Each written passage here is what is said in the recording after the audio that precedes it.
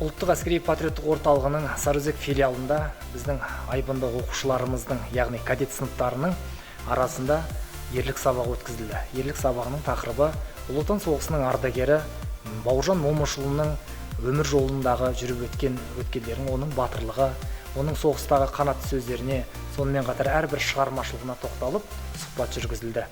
Кеңінен сабақтар өткізіліп, тақырыптар түрлі талқыланды. Сонымен қатар шара соңында біздің үздік көрсеткен кадет сыныптарындағы оқушыларымыз, яғни ол оқушылар Күреңбел қазақ орта мектебінің оқушылары, сонымен қатар Сарыөзек орта мектебінің оқушылары, кадет сыныптары келіп, өздерінің өнерлерін көрсетті.